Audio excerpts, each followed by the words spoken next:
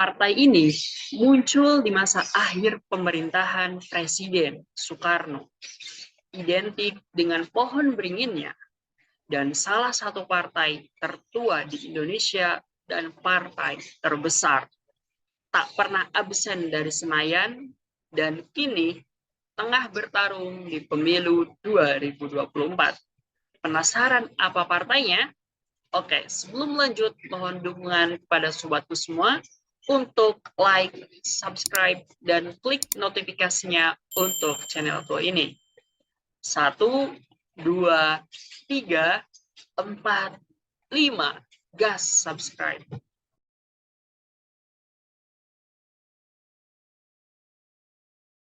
Sejarah Partai Golongan Karya atau yang biasa disebut dengan Golkar bermula pada tahun 1964 dengan berdirinya Sekretariat Bersama atau Sekber Golkar di masa akhir pemerintahan Presiden Soekarno.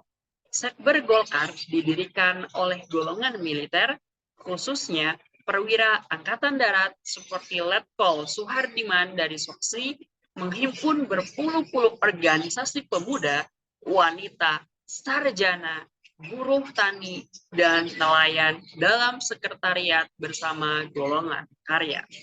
Sekber Golkar lebih tepatnya didirikan pada tanggal 20 Oktober 1964.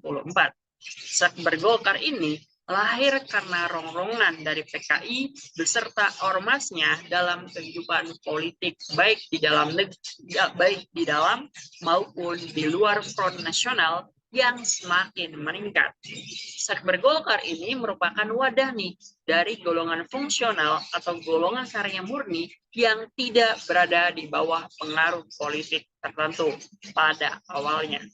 Nah, jumlah anggota Sekber Golkar ini bertambah dengan pesat karena golongan fungsional lain yang menjadi anggota Sekber Golkar dalam Front Nasional menyadari bahwa perjuangan dari organisasi fungsional Sekber Golkar adalah untuk menegakkan Pancasila dan Undang-Undang Dasar 1945. Nah, semula anggotanya itu hanya berjumlah 61 organisasi saja nih guys, yang kemudian terus berkembang sesuai perkembangan zaman hingga mencapai 291 organisasi. Nah, ini terjadi karena adanya kesamaan visi di antara masing-masing anggota.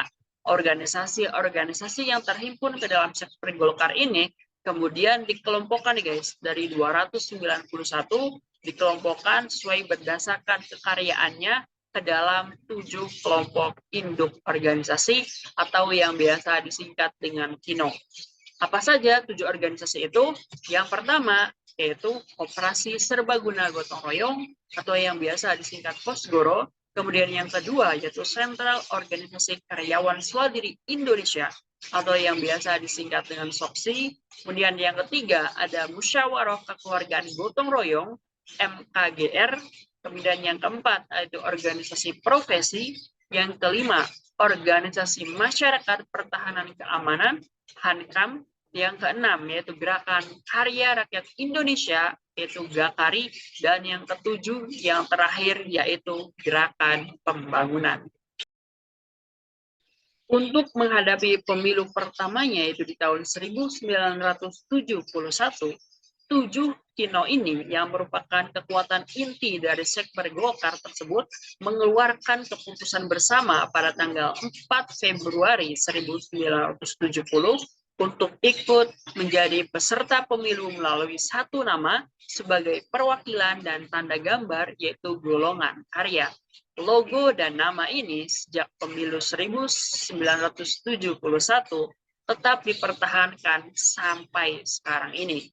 Nah, pada pemilu 71 ini, Sekber Golkar ikut serta menjadi salah satu kontestan, di mana pihak parpol memandang remeh keikutsertaan Golkar sebagai kontestan pemilu pada saat itu.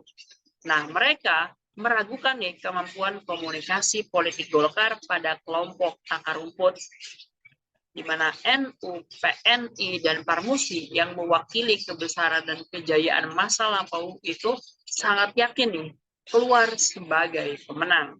Mereka tidak menyadari kalau perpecahan dan kericuhan internal mereka telah membuat tokoh-tokohnya justru berpindah ke Golkar. Hasilnya di luar dugaan, guys. Golkar sukses besar dan berhasil menang dengan raihan suara 34 juta suara atau 62,79% dari total perolehan suara. Perolehan suaranya pun cukup merata nih guys di seluruh provinsi. Berbeda dengan parpol yang berpegang kepada basis tradisional, NU hanya menang di Jawa Timur dan Kalimantan Selatan. Kemudian Partai Katolik di Nusa Tenggara Timur, lantas PNI di Jawa Tengah, kemudian Parmusi di Sumatera Barat dan Aceh. Sedangkan Murba ini tidaklah memperoleh suara guys signifikan sehingga tidak memperoleh kursi di DPR. Nah, kemudian sesuai ketentuan dalam ketetapan MPRS mengenai perlunya penataan kembali kehidupan politik Indonesia pada tanggal 17 Juli 1971, Sekber Golkar akhirnya mengubah dirinya menjadi Golkar atau golongan karya. Nah, pada September 1973, Golkar ini menyelenggarakan musyawarah nasional pertama nih guys di Surabaya, Jawa Timur. Mayor Jenderal Amir Murtono pada akhirnya terpilih sebagai ketua umum. Konsolidasi Golkar pun mulai berjalan seiring dibentuknya wadah-wadah profesi seperti Himpunan Kerukunan Tani Indonesia, Himpunan Nelayan Seluruh Indonesia, dan Federasi Buruh Seluruh Indonesia. Nah, setelah peristiwa G30 SPKI, maka Sekber Golkar dengan dukungan sepenuhnya dari Jenderal Soeharto sebagai pimpinan militer, ini melancarkan aksi-aksinya ini guys, untuk melumpuhkan mula-mula kekuatan PKI dan pada akhirnya melumpuhkan juga kekuatan Presiden Bung Karno. Nah, pada dasarnya Golkar dan TNI Angkatan Darat ini guys merupakan tulang punggung rezim militer Orde Baru nih. Nah, semua politik Orde Baru diciptakan dan kemudian dilaksanakan oleh pimpinan militer dan juga Golkar. Nah, selama puluhan tahun Orde Baru berkuasa, jabatan-jabatan dalam struktur eksekutif, legislatif, dan yudikatif ini hampir semuanya diduduki oleh kader-kader Golkar. Keluarga besar golongan karya ini sebagai jaringan konstituen guys, dibina sejak awal Orde Baru melalui suatu pengaturan informal yaitu jalur A untuk lingkungan militer, jalur B untuk lingkungan birokrasi, dan jalur G untuk lingkungan sipil di luar birokrasi. Pemuka ketiga jalur tersebut melakukan fungsi pengendalian terhadap Golkar lewat Dewan Pembina yang mempunyai peran strategis. Jadi, pimpinan pemilu dalam pemilu Golkar yang berlambang beringin ini 56 selalu tampil sebagai pemenang. Kemenangan Golkar selalu diukir nih dalam pemilu di tahun 1977, 82, 87, 92, dan 97. Dan arus reformasi mulai bergulir. Nah, setelah sekian lama Golkar berjaya di pemerintahan, pada akhir 90-an, tuntutan mundur Presiden Soeharto menggema di mana-mana. Dan Soeharto akhirnya singkat cerita berhasil dilengsarkan oleh gerakan mahasiswa. Hal ini kemudian berimbas nih pada Partai Golkar itu sendiri, karena Soeharto adalah penasihat partai. Maka Golkar juga dituntut untuk dibubarkan. Nah, saat itu Golkar dicerca di mana-mana nih guys. Dan Akbar Tanjung yang terpilih sebagai ketua umum di era ini kemudian mati-matian mempertahankan Partai Golkar. Di bawah kepemimpinan Akbar, Golkar berubah wujud menjadi Partai Golkar. Saat itu Golkar juga mengusung citra sebagai Golkar baru, di mana upaya Akbar akhirnya tidaklah sia-sia guys. Dia berhasil mempertahankan Golkar dari serangan eksternal dan krisis citra. Dan inilah yang membuat Akbar menjadi ketua umum Golkar yang cukup legendaris. Nah, masih berkaitan pula dengan pelengseran Soeharto, di mana lengsernya Soeharto menyebabkan munculnya beberapa faksi yang menyatakan diri akan memimpin Partai Golkar. Dan pada akhirnya, pada Munas Musyawarah Nasional Luar Biasa tahun 98, dimenangkan oleh faksi Harmoko. 2 bulan setelah Munaslup, perseteruan antara pihak yang kalah dengan pihak yang menang dalam Munaslup kembali terjadi. Kali ini, pihak yang kalah memberikan nota keberatannya terhadap kepemimpinan Akbar Tanjung yang dianggapnya tidak mampu mengkritisi kebijakan-kebijakan yang dijalankan oleh pemerintah B.J. Habibie. Dalam nota keberatan yang bertanggalkan 7 September 1998 ini, mereka juga mempertanyakan mengapa Golkar tidak melakukan pergantian unsur pimpinan MPR atau DPR dari Golkar itu sendiri, yaitu Harmoko dan Abdul Ghafur, yang mereka nilai sebagai individu-individu yang negatif dan tidak cakap dalam berpolitik. Nah, Partai Golkar kemudian ikut nih dalam pemilu tahun 1999, berkompetisi bersama partai-partai baru di era multi-partai. Pada pemilu pertama di era reformasi ini, Partai Golkar mengalami penurunan suara di peringkat kedua di bawah Partai Demokrasi Indonesia Perjuangan (PDIP). Namun pada pemilu berikutnya, Golkar kembali unggul. Dan pada pemilu legislatif 2004, Golkar menjadi pemenang pemilu legislatif dengan raihan suara 24 juta atau 21,58 suara sah. Pada pemilu legislatif 2009, lalu suara Partai Golkar kembali turun nih guys ke posisi 2. Pemenang pemilu dipegang oleh Partai Demokrat.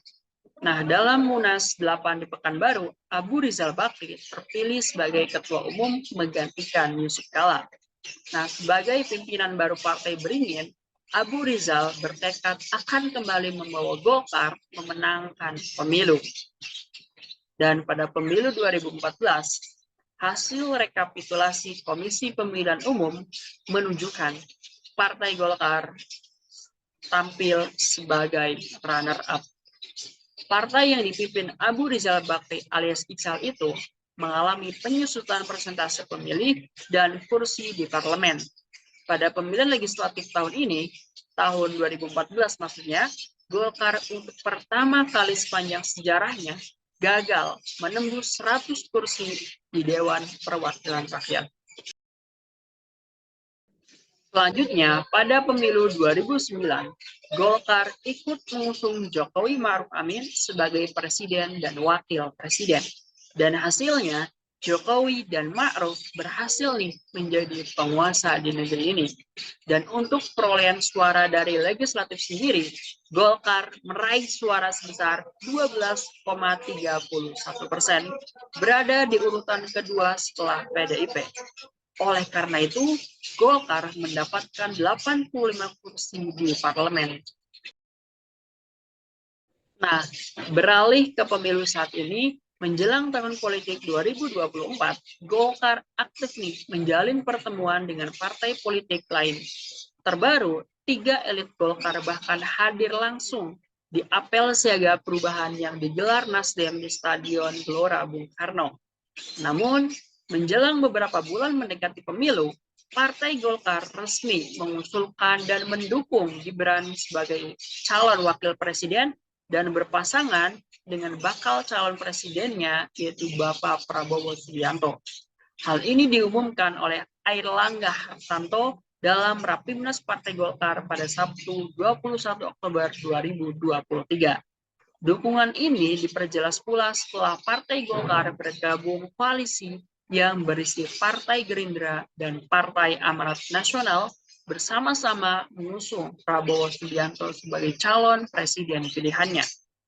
Nah, dalam kampanyenya sendiri, Golkar sempat nih menjadi perhatian publik juga, di mana Presiden Soeharto pada saat itu dihidupkan kembali melalui bantuan AI dan berkampanye supaya memilih Partai Golkar. Dan saat ini pada tanggal 20 1 Februari 2024, setelah pemilu dilaksanakan, pada masa perhitungan suara ini, Prabowo Subianto dan Gibran Rakabuming Raka unggul sebesar 58 suara. Sedangkan 58% maksud saya. Sedangkan Partai Golkar sendiri menempati posisi kedua sebesar 15% setelah PDI Perjuangan. Dan akankah presiden kita 5 tahun ke depan itu Prabowo dan Gibran? Dan akankah Partai Golkar dapat mengungguli pesaingnya yaitu PDI Perjuangan? Mari kita kawal bersama suara rakyat dikawal oleh rakyat. Oke, sobat-sobat YouTube semua, tadi merupakan sejarah dari partai politik salah satu tertua di Indonesia, yaitu Partai Golkar, yang banyak sekali pelajaran berharga yang dapat kita ambil dari mulai awal pembentukan sampai menjadi partai besar sampai sekarang ini. Oke guys, jika dirasa dari penjelasanku tadi ada yang kurang, mohon koreksi dengan komen di bawah. Dan jika kamu merasa menambah pengetahuan baru dengan konten ini, jangan lupa like, subscribe, dan klik lonceng notifikasinya. Wassalamualaikum warahmatullahi wabarakatuh.